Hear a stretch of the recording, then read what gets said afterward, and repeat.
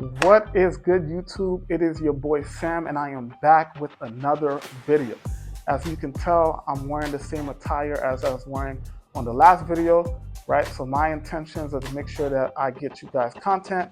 And what I usually like to do is I record videos the day before and I post it the next day. So that way I just kind of have content steadily going. But with all the travel I've been doing, I have not been able to record videos as scheduled, and so I'm recording 2 videos in one day, and that's why you're seeing that I'm wearing the same thing that I'm wearing yesterday and the setup.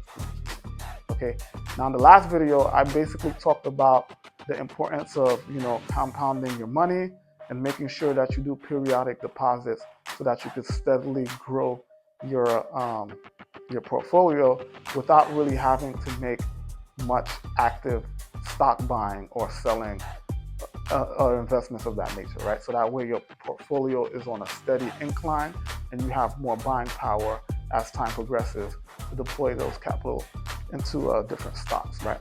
So now, capital. I said we'll be talking about capital and the importance of capital. Let's use some examples. I know you guys like examples, right? Let's say, and if you guys been watching my videos, you already know what I'm going to use as an example, Apple, right? And no, I do not have much invested in Apple. It's just a stock that I'm very familiar with and a stock that I really started out trading with years ago when I got into the stock game. So we're just going to use Apple just for this example. Let's say you want to buy one share of Apple that's trading at, let's say, $100 a share. This is just an example, guys, right? Trading at $100 a share, and all you really have left to do is invest $100. Well, I should say this. The only capital that you have is $100 to invest, which you should never trade 100% of your buying power, but we're going to talk about that in another video, right? But let's just say you decided to be responsible. You're not going out to the bar. You're not going out to, spend money on shots and drinks. And you say, you know what? I want to make this money work for me, and I want to invest this $100, right? So you decide you buy one share of Apple at $100. Let's say you buy this share, you hang on to it, and a week later, right, Apple is up 10% from the day you bought it. So you bought it at $100 and it's up 10%. Now, I'm using these even numbers, these basic numbers, right?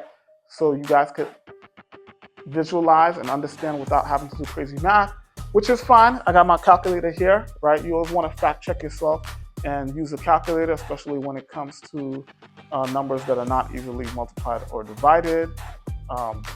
So yeah, right? You have $100 in Apple. You have one share and it goes up 10%.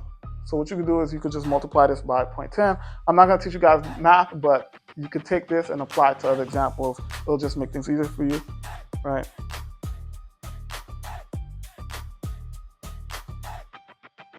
$10, right? So if Apple goes up 10%, for that first week, you get $10. Okay, so now you have $110 in your portfolio. Now, that's pretty decent for something you didn't have to really physically work for, right? It did require a little bit of brain power, a little bit of research maybe. But you would make a lot more money if you invested a lot more money, right? So let's take person B, for example. You're person A, you take person B. Person B has $1,000 to deploy into Apple.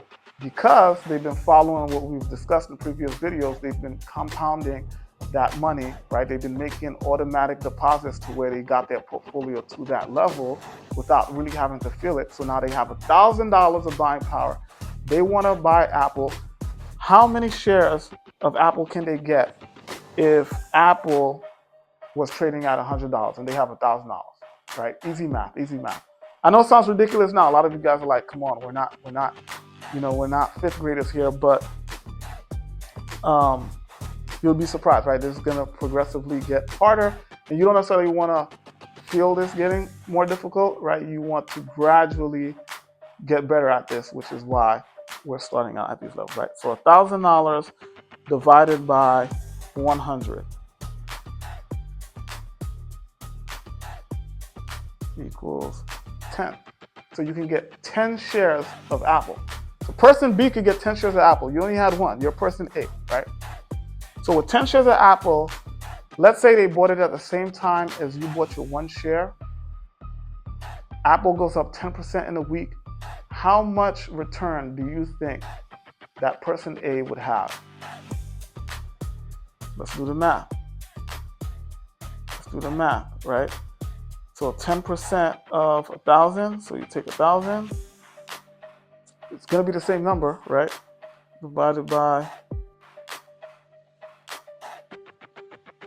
oh, sorry about that. 1,000 divided by, times, 1,000 times 0.10. Messing up the math here. $100.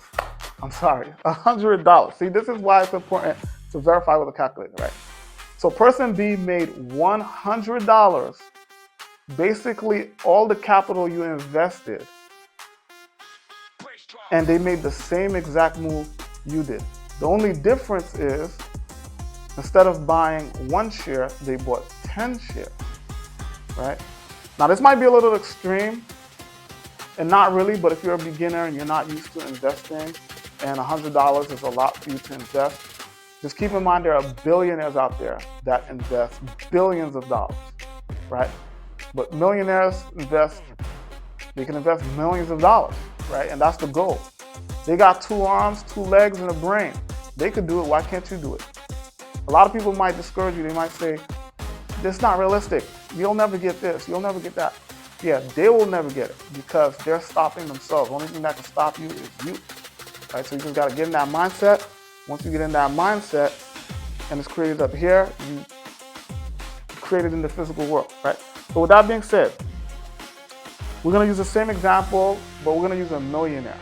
Someone who has $1 million of cash to invest, right? You got $1 million of cash to invest. They want to buy Apple. Just like you bought Apple at $100 a share in the beginning of the week. They want to do the same thing. They're not doing anything different than you, but buying more shares, deploying more capital, right? So $1 million divided by $100.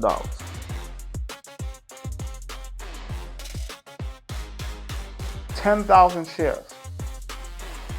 They have 10,000 shares versus your one share, right? 10,000 shares, that's person C, okay? And just like person A, yourself, and person B, they're gonna get a 10% return by the end of the week, hypothetically speaking. How much is that? Let us verify. So you have $1 million divided by, well, multiplied by 0.10, that's how you get your percentage, $100,000. Let that sink in. Let that sink in. Person A, you invested $100 and purchased one share of Apple at $100. You got a 10% return by the end of the week and you made $10. That's great.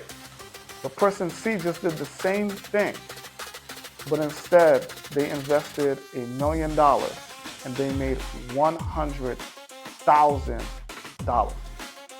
That's a lot of money. Okay? That's a lot of money. With that being said, capital is the answer. Now, I know we talked about the good, but we also got to consider, and I wouldn't call it the bad, okay? But you got to consider the risk you're putting on the line and the potential of being down 10%, or more than that. But for the sake of this example, yes, that person who invested $1 million could be down to $900,000 because they're down 10%. However, you don't want to sell when you're down. I know they tell you, buy low, sell high. A lot of people know that. Some of you don't. If you don't, you know now, buy low, sell high. But it's not that simple, right? There's always panic. There's always emotion. There's always doubt, okay? But this is mathematics. And once you have it down pat and you see it on a smaller scale and you apply it to a larger scale with the same ratio, the same percentages, you will notice how you'll start to win, okay? But we're gonna save that for the next video. So guys, make sure you like, comment, subscribe, and share. Get in the comment section. Let me know what you guys want to hear. Let me know what feedback you may have for me.